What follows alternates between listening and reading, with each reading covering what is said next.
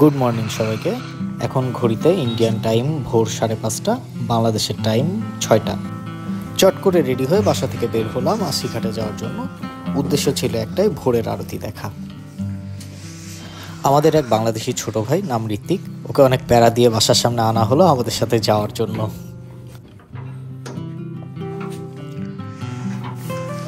হ্যাঁ ঋত্বিক, বেচারারে ঘুমের থেকে উঠায়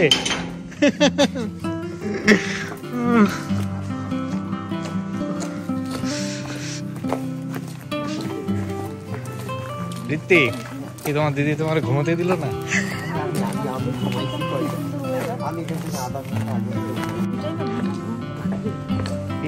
আমলকি গাছতে একটার পর একটা পড়তেই থাকে, আমি কখনো খাইতে পারলাম না। না ভাই, বেনারসের ভোরের পরিবেশ খুবই ছিমছাম। এখানকার সবাই অনেক ভোরেই ঘুম থেকে উঠে যায়, কিন্তু এখানকার ম্যাক্সিমাম দোকানগুলো 10টার আগে কেউই খোলে না। দোকান এখনো খোলে নাই। আমরা হাঁটতে হাঁটতে হায়দ্রাবাদ গেটের দিকে গেলাম এবং হায়দ্রাবাদ গেট থেকে লঙ্কা গেট যাওয়ার অটো পাওয়া যায়। হায়দ্রাবাদ গেটে ঢোকার সাথে সাথে শীতটা মনে হচ্ছে আরও জেগে বসলো। এখানকার পরিবেশ এমনিতে অনেক ঠান্ডা, তার উপর ভিতরে অনেক পরিমাণের গাছপালা থাকায় এখানে ঠান্ডাটা আরও বেশিই লাগে। এই বিএইচইউ ভার্সিটির আশপাশে যারা থাকে এখানকার অনেকেই ভোরবেলা এখানে জগিং করতে আসে। ভোরবেলায় ভার্সিটির ভিতরের পরিবেশটা এতটাই নিরিবিলি আর ঠান্ডা থাকে যে এইটা আসলে এক্সারসাইজের জন্য খুব পারফেক্ট একটা জায়গা। আমরা চট করে একটা অটোতে উঠে বসলাম। এই অটো আমাদেরকে লঙ্কা গেট পর্যন্ত ছেড়ে দেবে। হায়দ্রাবাদ গেট থেকে লঙ্কা গেটের অটো ভাড়া নেয় পার পারসন 15 রুপি করে। এই লঙ্কা গেট থেকে আমাদের সাথে বাংলাদেশে আরও কিছু ভাই ব্রাদার আমাদের সাথে যুক্ত হবে ঘাটে যাওয়ার জন্য। চলে আসলাম আমরা বিএইচইউ লঙ্কা গেটে। এই লঙ্কা গেটটাকে বিএইচইউ এর মেইন গেট হিসেবেই বলা যায়, কারণ এটা একদম শহরের মুখেই পড়ে। অটোতে করে এসে প্রচণ্ড পরিমাণে ঠান্ডা লেগে গেল। দেখলাম এক কাকা আমার জন্য আগুন জ্বালিয়ে বসে আছে। আমি ওকে দাঁড়িয়ে পড়লাম তার পাশে আগুন পোহানোর জন্য। আগুনের উষ্ণতা গরম চায়ের কথা মনে করিয়ে দিল। দেখলাম এক দাদা ডাকছে, আসেন দাদা চা খেয়ে যান। চলে গেলাম তার কাছে এক কাপ গরম চা খাওয়ার জন্য, তবে ফ্রিতে না, পার কাপ 10 রুপি। আজকে আমরা অনেক লেট করে ফেলেছি, মনে হয় না আরতি দেখতে পারবো এখন আর। বেশ কিছুক্ষণ ওয়েট করার পর আমাদের বাকি গ্রুপ মেম্বারও চলে আসলো একটা অটো নিয়ে। এই অটোতে করে আমরা যাব হচ্ছে আশিঘাট। এরা সবাই বিএইচইউ এর স্টুডেন্ট এবং এরা সবাই বাংলাদেশি নাগরিক। আমি এদের সাথে ঘুরে বেড়াই আর আমি আমার ভার্সিটি লাইফের কথা মনে করি।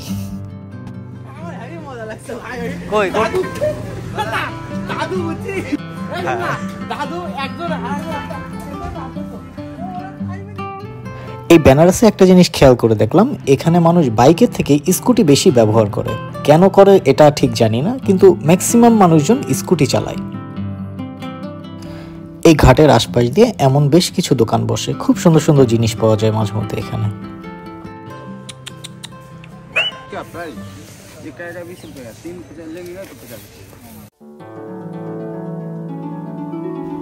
বেনারসের জীবন, বৃদ্ধ বয়সে অনেকের স্বপ্ন থাকে এখানে শেষ সময়টা পার করার। এই বেনারসে যারা মৃত্যুবরণ করে তাদের নাকি মুক্তি অনেক তাড়াতাড়ি মিলে যায়। এই বেনারস হিন্দু ধর্মের ধর্মীয় একটা জায়গা, যেখানে আসলে সবাই শান্তি অনুভব করে। পুরো শহরটা একটা প্রাচীন সভ্যতা দিয়ে ঘেরা। এখানকার টেম্পলগুলোর আর্কিটেকচার দেখলেই বোঝা যায় যে এগুলো অনেক প্রাচীন আমলের তৈরি। এখানকার অনেক মানুষের কর্মজীবন ধর্মের সাথে জড়িত।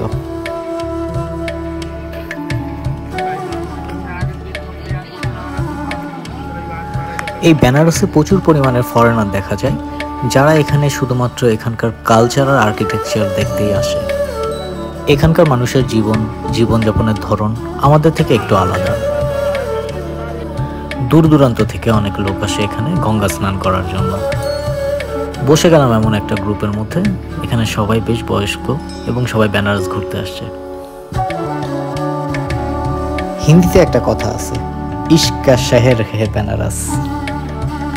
বউয়ের ব্যাগ ধরে থাকাটাও কিন্তু ইশকের মধ্যেই পড়ে।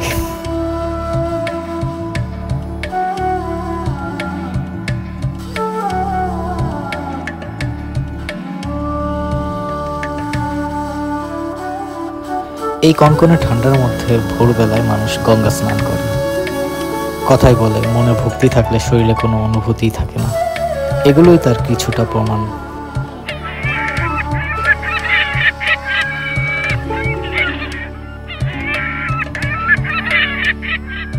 উইন্টারের সময় বেনারস ঘাটের একটা আলাদা সৌন্দর্য ক্রিয়েট করে সিগল বার্ডগুলা। আমরা এই সৌন্দর্য উপভোগ করার জন্য একটা নৌকা ভাড়া নিয়ে নিলাম। ঘুরতে পারবো আমরা 1 ঘন্টা। নৌকাটার ভাড়া নিয়েছিল 600 রুপি। একটু বার্গেনিং করা লাগে এখানে এনাদের সাথে।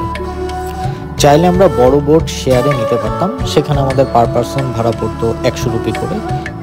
বড় বোটগুলোর একটা সুবিধা, সেটা ইঞ্জিন চালিত, যার কারণে এটা অনেক দূর যায়। এটা আশি ঘাট থেকে মানিকার্নিকা ঘাটের দিক পর্যন্ত যায় এবং ওখান থেকে আবার আশি ঘাটে এনে ছেড়ে দেয়। কিন্তু আমরা যে নৌকাটা নিয়েছিলাম এটা আসলে বৈঠা দিয়ে চালায়, যার কারণে এটা খুব বেশি দূর যেতে পারে না। এটা আশি ঘাটের আশপাশ দিয়ে আমাদেরকে ঘোরাবে। ঘাট থেকে কিছু চানাচুর কিনেছিলাম এই সিগাল বার্ডগুলোর জন্য। এদেরকে আবার খাইতে দিতে হয়, খাইতে দিলেই এরা একমাত্র কাছাকাছি আসে, এছাড়া আসে না।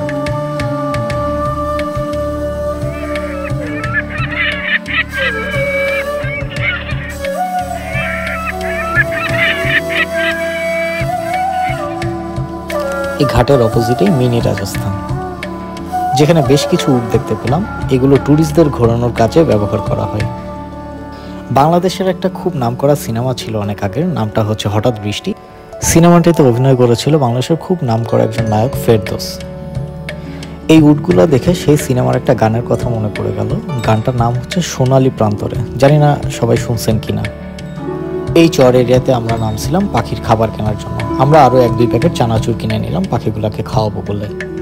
খাওয়ানোর উদ্দেশ্য ছিল একটাই, এই পাখিগুলাকে নিয়ে কিছু ছবি তোলা।